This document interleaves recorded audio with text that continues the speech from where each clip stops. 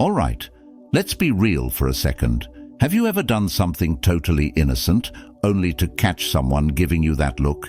You know the one, like they're wondering if you might just be a serial killer in disguise. Yeah, we've all been there, but don't worry. I'm about to reveal the bad habits that make people think you're creepy, and some of these, trust me, you might not even realize you're doing. From innocent oversharing to staring just a little too long, these habits can turn even the nicest person into someone people secretly avoid. Let's dive in so you can stop being the accidental creep in the room. 1. Hovering in someone's personal space. All right, let's kick this off with a classic. Hovering in someone's personal space. You'd think we'd all know about personal space by now, right? Wrong. Some people treat boundaries like they're optional, and honestly, it's one of the quickest ways to make someone's skin crawl. I mean, I've had people get so close I could count the freckles on their face. And trust me, nothing says, "I'm uncomfortable," more than someone edging closer and closer like we're filming a nature documentary about human contact. Here's the controversial part though. Some people actually like being that close. They'll argue, it's just how I connect with people. And while that might sound cute in theory, in reality, you're just becoming the human equivalent of a horror movie jump scare. Once, I was at a party, and I got so into a conversation that I didn't realize I'd drifted into someone's personal bubble. I thought we were having this deep, engaging chat, until they took an awkward step back, and then another. It was like I was herding them across the room. At that moment I realized, oh no, I'm that guy, the accidental space invader. Let's be real, nobody likes to feel trapped. People need their breathing room, and if you're standing so close that they can feel your breath, congratulations, you've just crossed into Creepyville, population you. But here's the deeper issue. It's not just about space, it's about respecting someone's comfort zone. When you hover too close, what you're really doing is disregarding their unspoken boundaries. Personal space is more than just physical, it's emotional. It's about giving people the freedom to feel safe and in control of the interaction. And honestly, that's a life lesson beyond just avoiding being creepy. Respecting someone's space is about showing that you care enough to make them comfortable. So next time you're in a conversation, take a step back, literally. You'll still connect with people, just without the looming threat of them running for the exit. 2. Remembering too many details. Okay, this one's a little controversial because on the surface, remembering details sounds like a good thing, right? You'd think people would be flattered if you recall their dog's name or what they had for lunch last Tuesday. But nope, too many details, and suddenly you're that person, the one who remembers everything like you're a walking Google search. Spoiler alert, it creeps people out. Let's set the scene. You're catching up with someone you haven't seen in months, and you casually drop, "How's your cat, Mittens, still sleeping under your bed at night?" And they just look at you like, How do you know that? Now they're mentally scrolling through their list of stalkers, wondering how you have this classified information. Here's where it gets funny. I've been that person. I once met someone at a party, and 2 months later I asked them, "So how's your project on sustainable agriculture going?" They froze. The look on their face was priceless, like I'd just hacked into their diary. It's not like I was sitting there taking notes, I just genuinely remembered. But apparently, that made me a little too interested. But here's the twist. Why do we act like it's creepy to remember things about people? Isn't listening a good thing? Society's so obsessed with being distracted and half paying attention that when someone actually remembers the little details, it throws people off. It's like we've normalized not caring enough that caring too much feels invasive. But let's be real, there's a fine line between being attentive and making someone feel like you've got a file on them hidden in your basement. If you bring up something they forgot, you've crossed into "yikes, why do you know that?" territory. People expect casual memory, not Sherlock Holmes level observation. And I get it. Sometimes you're just genuinely paying attention. I once remembered a friend's favorite ice cream flavor from a random conversation, and months later, I surprised them with it. They didn't find it sweet. They were borderline spooked. Apparently, knowing that they liked mint chocolate chip made me look like I'd been plotting in the background all along. So here's the trick. Remembering details is fine, but use them sparingly. You don't need to list out someone's life story to prove you care. Maybe just stick to the highlights, like remembering their birthday, not the exact date they told you they got a parking ticket. At the heart of it, remembering details is about showing people that they matter to you. But here's the deeper point. No one wants to feel like they're being watched. People like to reveal themselves on their own terms, at their own pace. So while you think you're being thoughtful by recalling every little detail, sometimes it's better to let things unfold naturally. Don't make them feel like you've got a mental dossier on their life. Give them the space to share when they feel like it. So yeah, remembering too many details might seem harmless, but if you go overboard, it can be like turning on a spotlight when people just wanted a candle-lit chat. Keep the memory sharp, but dial down the detective work. 3. Touching people too often. Now, touching people too often. Oh boy, this one's loaded. Some people are all about physical touch and others, not so much. But here's the kicker. Get this wrong, and you're not just a friendly person anymore. You're the person who makes people cringe inside every time you tap them on the shoulder. Ever notice how some people turn every conversation into a touch-a-thon, a pat on the back, a hand on the arm, a playful nudge, even a full-on bear hug? And the next thing you know, everyone's uncomfortable but too polite to say it. Look, I get it. Some of us are just naturally touchy, but here's the harsh truth. Not everyone is into that. Now don't get me wrong, I'm all for a good handshake or a high five. But when you're constantly reaching out to touch someone, you might as well wear a sign that says, "I ignore boundaries for fun." Let's be real. Too much touching can easily veer into creepy uncle at the family reunion territory, and no one wants to be that guy. I remember once I had this colleague who was always super friendly, but he had this habit of tapping people on the shoulder like every 5 minutes during conversations. At first I thought, okay, maybe he's just really animated. But by the 4th tap I was thinking, dude, is my shoulder a button you need to press for me to pay attention?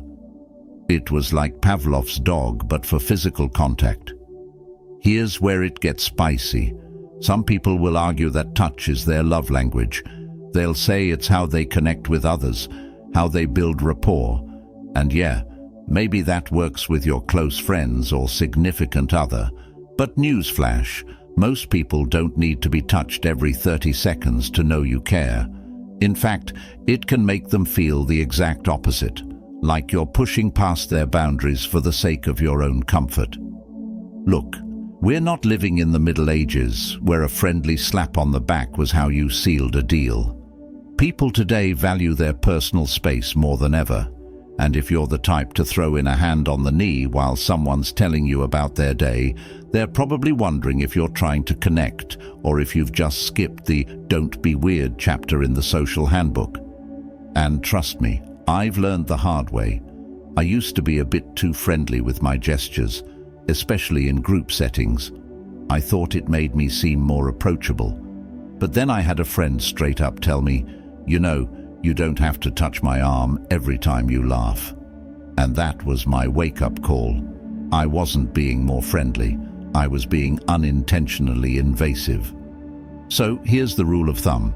If you're not close with someone, keep your hands to yourself.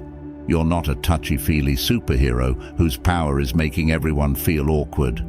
A friendly touch is fine, but doing it all the time, that's just going to send them running in the opposite direction. But on a deeper level, this is about more than just physical touch.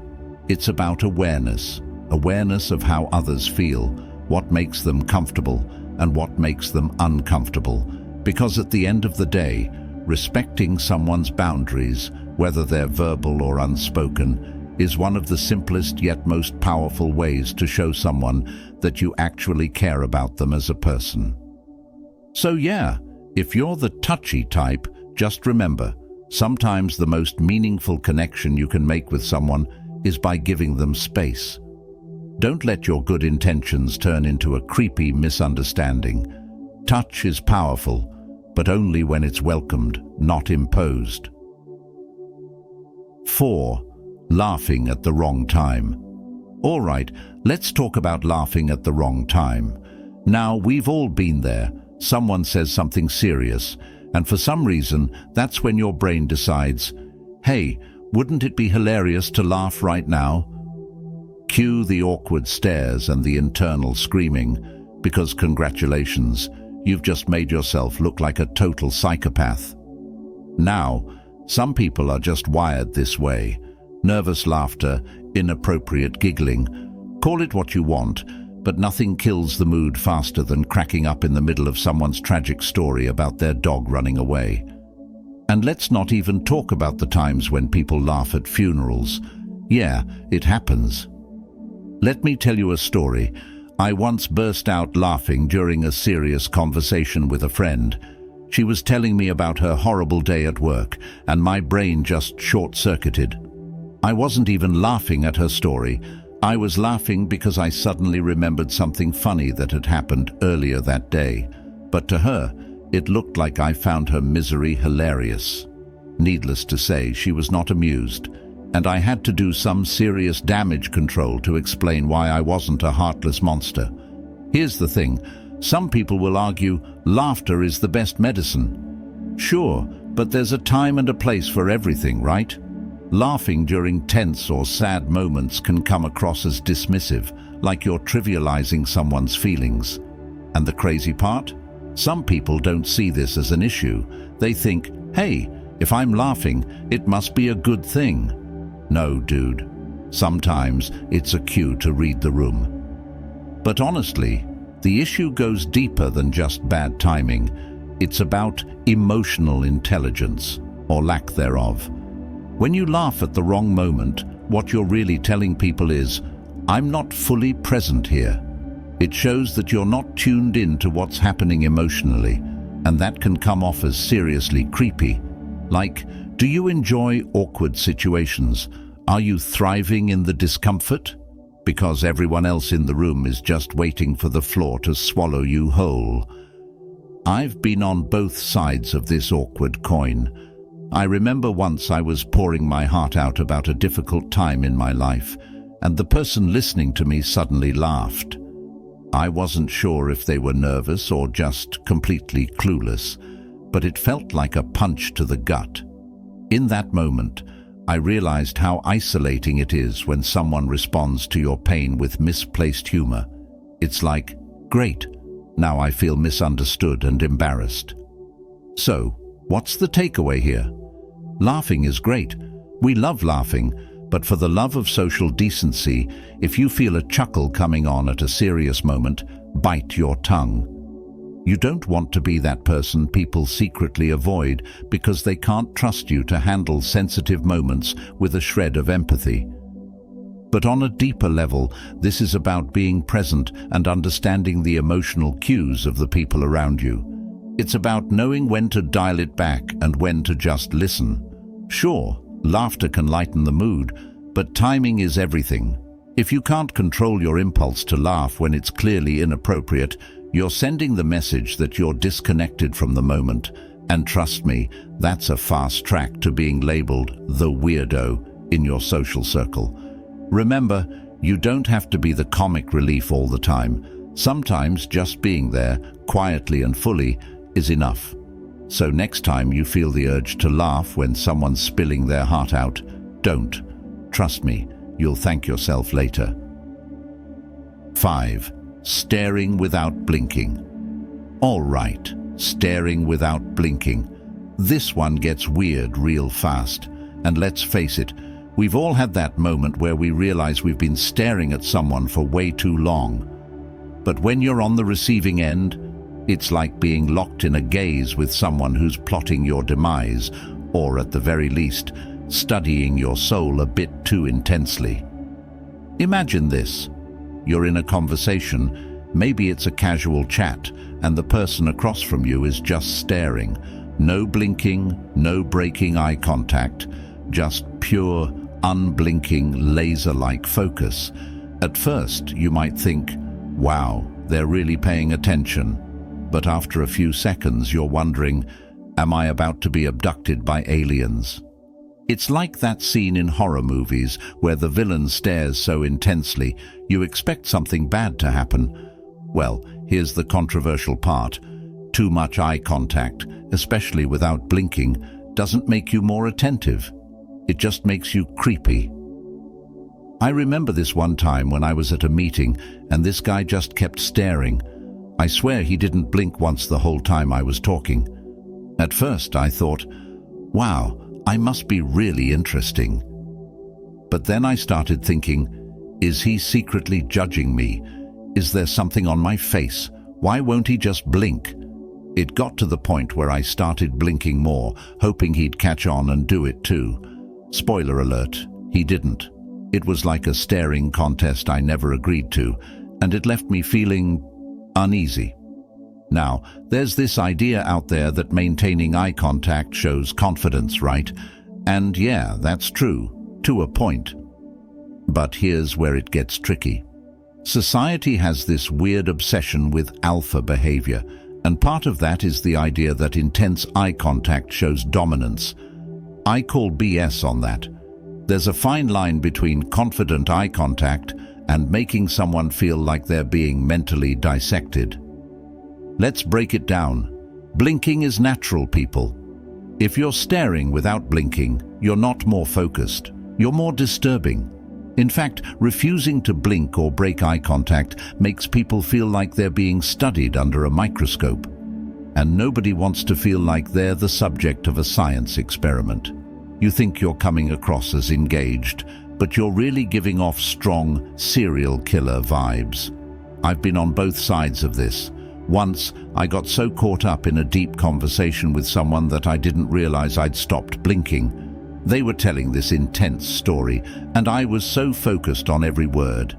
And then suddenly, they got all fidgety and kept looking away, and I was like, wait, what's happening? Turns out, I was the one being creepy. They even asked, are you okay? You haven't blinked in a while. That's when I realized I'd turned into that guy, the one with the unsettling stare. So here's the deal. Eye contact is great in moderation, but nobody wants to be locked in a death stare.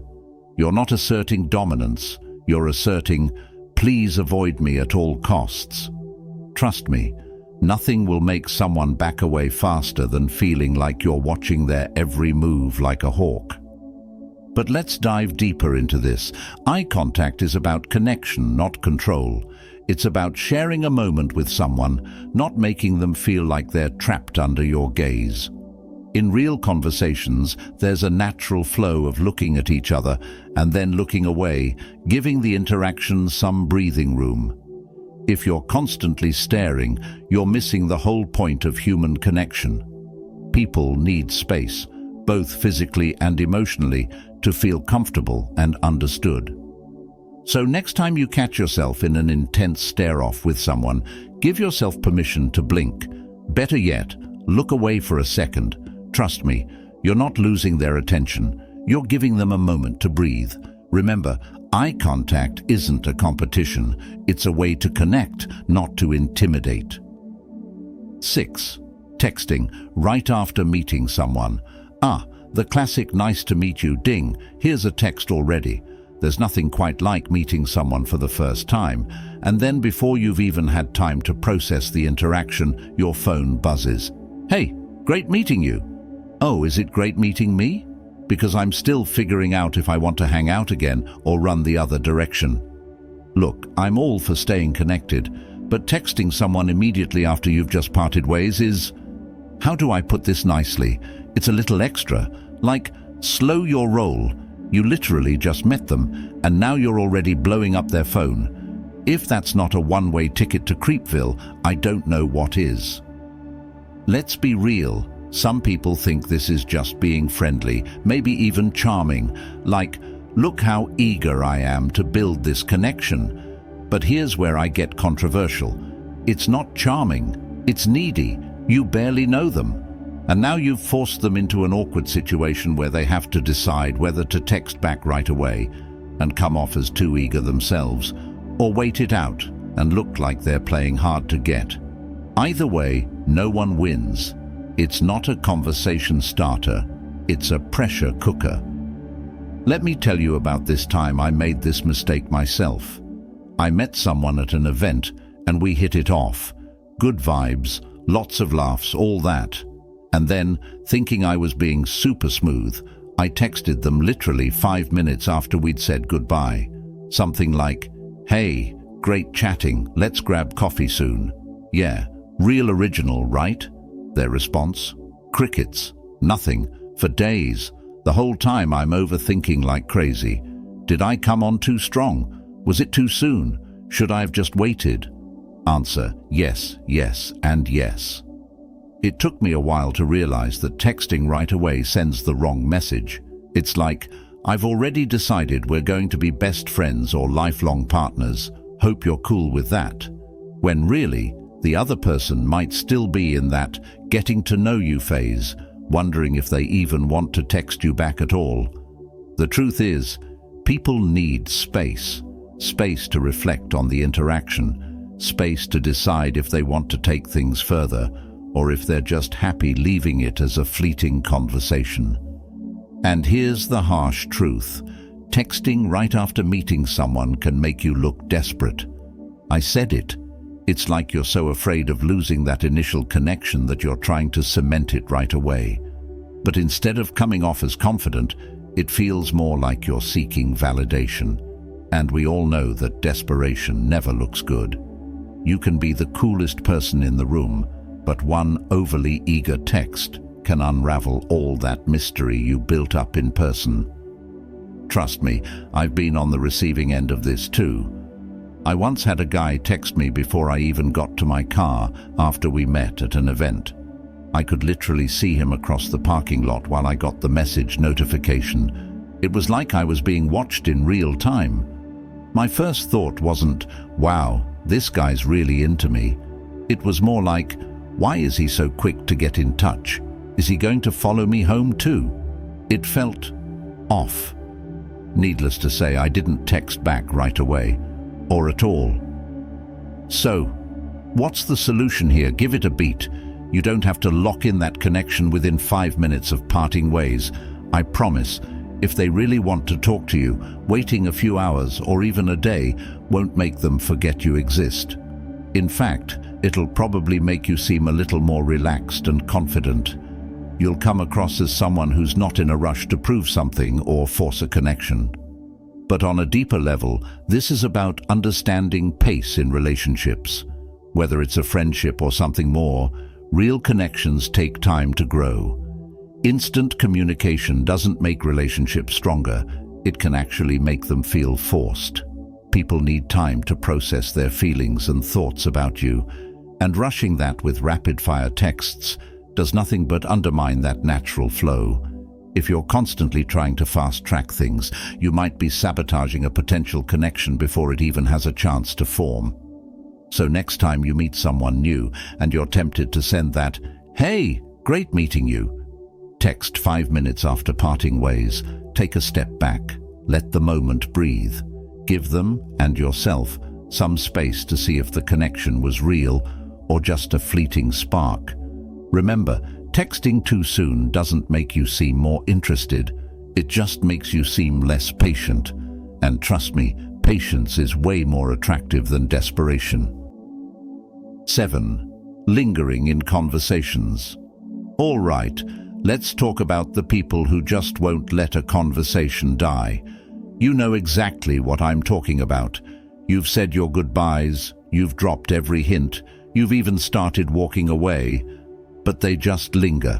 They're hanging on to every last shred of the conversation, trying to extend it like it's their life source, and you're left thinking, Is there a polite way to escape without straight up sprinting out of the room? Look, we all love a good conversation, but there's a difference between having a meaningful chat and overstaying your welcome. I mean, once the conversation has naturally run its course, the key word is naturally. But some folks act like they're at a concert and the headliner's already played their encore, but they're still chanting for one more song. It gets uncomfortable. And here's where it gets tricky. Society tells us to be polite, to stay engaged, to make sure everyone feels heard. But there's the rub. Sometimes lingering in a conversation doesn't make you more engaged. It just makes you annoying. Let's be honest, people don't always want endless small talk. They've got other places to be, things to do, and clinging to a conversation can come off as needy or worse, desperate for attention. I'll never forget this one time I ran into an old acquaintance at a cafe. We did the usual catch-up. "Hey, how have you been?" You know, the polite stuff. After about 10 minutes, I was mentally ready to wrap it up and move on with my day. But this guy, he just kept talking. Every time I tried to end it, he'd loop back with another question or story. It got to the point where I was doing that awkward side shuffle, inching toward the door, but he was completely oblivious. It was like he'd trapped me in a conversational maze with no exit. It wasn't that I didn't enjoy the chat initially, but the longer it dragged on, the more forced it felt. And here's the thing, when you overstay in a conversation, it goes from being enjoyable to feeling like a chore. It's like holding someone hostage in your verbal clutches. You might think you're bonding, but really you're just testing their patience. Here's where I'll get real. Some people linger in conversations because they're scared of that silence after. They're terrified of what happens when they're not filling the space with words. Maybe they think the longer they talk, the more likable they become. But actually, it works the opposite way. Less is more. No one's ever thought, wow, they just wouldn't stop talking. I like them even more now. I've definitely been guilty of this myself. I remember after a work event where I was networking and I was just so nervous. So I lingered in every conversation thinking, maybe if I keep talking they'll like me more or invite me into their circle. Spoiler alert, that's not what happened. Instead, I could feel people zoning out, looking for a way to escape while I kept trying to extend the chat. I didn't realize that I was digging a hole that made me seem desperate to connect rather than confident. It's not that people don't enjoy a good conversation, it's that most of us value quality over quantity. If you keep talking just for the sake of it, the conversation loses its spark. You're not adding anything new, you're just dragging it out. It's like that guest at a party who just won't leave. At first you're happy they came, but when they're still there 2 hours later, eating the last of the chips, you're ready to gently show them the door. On a deeper level, lingering in conversations reflects a fear of being forgotten or overlooked. It's the fear that if you stop talking, people will move on from you.